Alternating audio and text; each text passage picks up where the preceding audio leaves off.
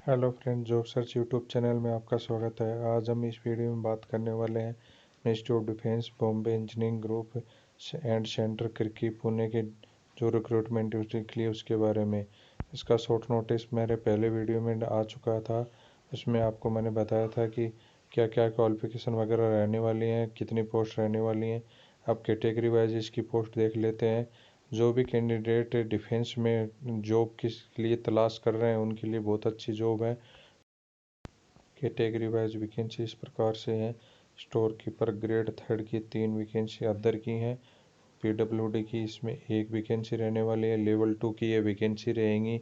18 से 25 साल age limit रहेगी। एजुकेशनल में आपको 12th पास होना चाहिए। डिजायरेबल में 1 ईयर एक्सपीरियंस चाहिए आपको रिसिप्टेड ट्रेड में। सिविल ट्रेड इंस्ट्रक्टर की जो वैकेंसी रहने वाली है उसमें आपको 11 वैकेंसी जनरल की, ओबीसी की 5 वैकेंसी, एससी की 3 वैकेंसी, एसटी की 1 वैकेंसी, ईडब्ल्यूएस की 2 वैकेंसी, टोटल 22 वैकेंसी रहने वाली है। ये आईटीआई वालों के लिए बहुत ही अच्छी वैकेंसी रहने वाली है। इसमें एज लिमिट आपका 18 से 25 रहेगा। लेवल 2 की ये वैकेंसी रहने वाली है जिसमें आपको मैट्रिकुलेशन तथा आईटीआई पास होना ज़रूरी है।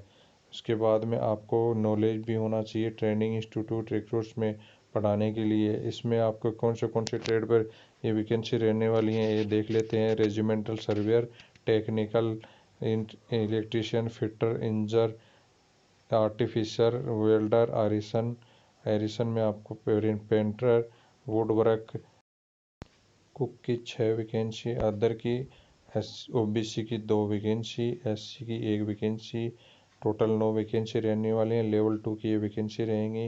एज लिमिट 18 से 25 साल रहेगी। मेट्रिकुलेशन पास होना चाहिए तथा 1 साल और नॉलेज होना चाहिए इंडियन कुकिंग प्रोफेशनल ट्रेड में। लश्कर की अदर की 5 वैकेंसी, ओबीसी की 1 वैकेंसी, टोटल 6 वैकेंसी रहने वाली हैं। लेवल 1 की वैकेंसी रहने वाली हैं। 18 से 25 साल ईयर होना चाहिए आपका एज, और इसमें 10th पास होना चाहिए। डिजायरेबल में रिसेप्टेड ट्रेड में 1 साल का आपके पास एक्सपीरियंस होना चाहिए। एमटीएस मैसेंजर की 5 में, अदर की, ओबीसी की 2, एससी की 1 और टोटल 8 वैकेंसी रहने वाली हैं जिसमें लेवल 1 की वैकेंसी रहेंगी। 18 से 25 साल ईयर उम्र रहने वाली है। 10th पास आपका होना चाहिए। डिजायरेबल में आपको रिसेप्टेड ट्रेड में 1 साल का एक्सपीरियंस होना चाहिए। एमटीएस वॉचमैन में अदर की 5, ओबीसी की 1, एससी की 1 और टोटल 7 वैकेंसी रहने वाली है। लेवल 2 की ये वैकेंसी रहेंगी जिसमें 18 से 25 साल उम्र रहने वाली है। 10वीं पास आपके पास होना चाहिए। डिजायरेबल में रिसेप्टेड ट्रेड में आपको 1 साल का एक्सपीरियंस होना चाहिए। एमटीएस गार्डनर की 4, अदर की 1, ओबीसी की, टोटल 5 वैकेंसी रहने वाली हैं। सेम क्वालिफिकेशन रहने वाली है इसकी।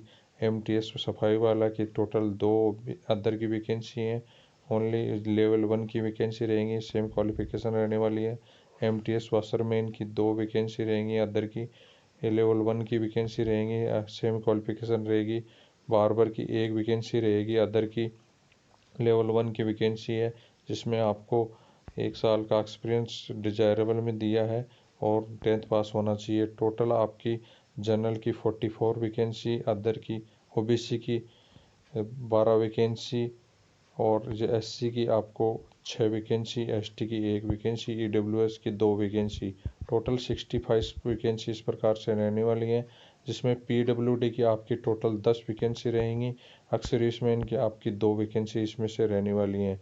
आपको इसमें से कौन से डॉक्यूमेंट आपको साथ में अटैच करने हैं वो आप देख सकते हैं। 10th पास सर्टिफिकेट सारे लगाने होंगे, 12th के लगवाने होंगे जिसमें, और लोअर डिवीज़न क्लर्क और सिविल स्टोर कीपर के लिए जो अप्लाई करेंगे उनके लिए इसमें 12th पास होना चाहिए। आईटीआई एंड सीवीटी से सर्टिफिकेट, जो भी सिविलियन ट्रेड इंस्ट्रक्टर के लिए जो भी कोई अप्लाई करेंगे उसके लिए आईटीआई एंड सीवीटी सर्टिफिकेट लगाना होगा। Passing certificate, diploma, graduation, post graduation, professional course, any higher education आपके ऑल पोस्ट के लिए अप्लाई लगा सकते हैं। आधार कार्ड आपको और पैन कार्ड की ऑल पोस्ट के साथ लगाना होगा। एक्सपीरियंस सर्टिफिकेट यदि अवेलेबल है तो ऑल पोस्ट के लिए लगा सकते हैं। Caste certificate OSC, ST, OBC या ईडब्ल्यूएस के लिए हैं तो आप ज़रूर इसमें लगाइए। इसमें आपका कास्ट सर्टिफिकेट जैसे ओबीसी का नॉन क्रिमिनल है तो आप नॉन क्रिमिनल वाला सर्टिफिकेट लगाना होगा। ईडब्ल्यूएस का आपका और नया फॉर्मेट के अनुसार सेंट्रल गवर्नमेंट के अनुसार आपको लगाना होगा। डिसेबिलिटी वाला सर्टिफिकेट आपको लगाना होगा। डिस्चार्ज सर्टिफिकेट आपको साथ में लगाना होगा जो भी एक्स सर्विसमैन है उनके लिए। जो भी एम्प्लॉयर हैं पीसीयू सेंट्रल गवर्नमेंट या स्टेट गवर्नमेंट में जो काम कर रहे हैं उनके लिए एनओसी साथ में लगानी होगी। जो भी विडो या मैरिज अनमेरिज रीमेरिड है उनके लिए डेथ सर्टिफिकेट पति का लगाना होगा, हस्बैंड का। जो भी इसमें सेल्फ एड्रेस 2 इनलोप लगाने होंगे जिसमें 22-22 रुपये की स्टाम्प लगी होगी। एडमिट कार्ड आपको साथ में दिया है अपेंडिक्स बी में, वह इसको साथ लगाना होगा। एज लिमिट 18-25 रहेगी तथा ओबीसी को 3 साल की छूट रहेगी, SC ST को 5 साल की छूट रहेगी। और जो भी एम्प्लॉय कैंडिडेट हैं, जो भी सेंट्रल गवर्नमेंट एम्प्लॉय कैंडिडेट हैं उनके लिए अदर की 40 ईयर्स और ओबीसी के लिए 43 ईयर्स, SC ST के लिए 45 years. Screening of the application इसके बारे में दिया है। यदि आपकी एप्लीकेशन ज़्यादा रिसीव्ड होती हैं तो आपको एजुकेशन क्वालिफिकेशन के आधार पर आपकी स्क्रीनिंग की जाएगी। और एजुकेशन एग्ज़ाम के लिए दिया है टेगा लाल रिसिप्ट एप्लीकेशन 21 डेज रहेंगे आपकी। इसमें speed post, registered post, ordinary डाक दोनों तीनों से आप डाल सकते हैं। मतलब आपका लास्ट डेट रहने वाला है 28 जनवरी 2021 आपका लास्ट डेट रहने वाला है। सबमिशन फॉर एप्लीकेशन सबमिट करने के लिए आपको बड़े वाले लिफाफे पर application the post of category आगे लिखनी होगी। आपको पोस्ट का नाम लिखना होगा। The host commanded Bombay engineering group and centre Khadki Pune पर आपको यह भेजना होगा। स्पीड पोस्ट, ऑर्डिनरी रेड या रजिस्टर्ड पोस्ट से आप इसको डाल सकते हैं। एयर एग्जामिनेशन आपकी Bombay engineering group centre Pune ही रहने वाला है। इसके लिए आपको वहाँ पे स्टे करने के लिए भी 2-3 दिन लग सकते हैं। इसके लिए आपने उसे अरेंजमेंट ऑन अरेंजमेंट होगा, नोट TADA नहीं दिया जाएगा। कोलेटर के एग्ज़ाम के लिए सेपरेट रूप से आपको भेजे जाएंगे। जनरल सेक्शन आप देख सकते हैं, आप इस पे पढ़ सकते हैं। ये प्रोफोर्मा दिया हुआ एप्लीकेशन प्रोफोर्मा जिसको आपको भरकर कंप्लीट है वो आपको 28 तारीख से पहले पहले भेजना होगा। ये इसमें आप देख सकते हैं एप्लीकेशन द पोस्ट ऑफिस में आपको कौन सी एप्लीकेशन पोस्ट ऑफ देना है। यदि सिविल ट्रेड इंस्ट्रक्टर से फार्म अप्लाई कर रहे हैं तो आप कौन सी ट्रेड से हैं, फिटर हैं, इलेक्ट्रीशियन है, किस ट्रेड से हैं वो आपको देना होगा। कैटेगरी आपको OBC SC ST AWS हैं, ES समय PWD हैं तो आपको देना होगा। नेम जो भी है आपका मेट्रिकुलेशन में बड़े अक्षरों में लिखना है। फादर्स नेम आपको बड़े अक्षरों में लिखना है। कॉर्पोरेट एड्रेस जो भी आपका परमानेंट और दोनों एड्रेस को लिखने हैं। मोबाइल नंबर, ईमेल आईडी आपको लिखनी है। डेट ऑफ बर्थ आपकी जो भी है, मैरिटल स्टेटस है, gender, nationality, Aadhaar card number, PAN card number जो भी सारे आप फिलअप करने होंगे। एक्स-सर्विसमैन यदि हैं यस या नो दोनों में से यस नो टिक कर सकते हैं। PWD में यस नो टिक कर सकते हैं। एजुकेशनल सर्टिफिकेट आपको 10th 12th और NCVT या जो भी और डॉक्यूमेंट है आपके लगा सकते हैं।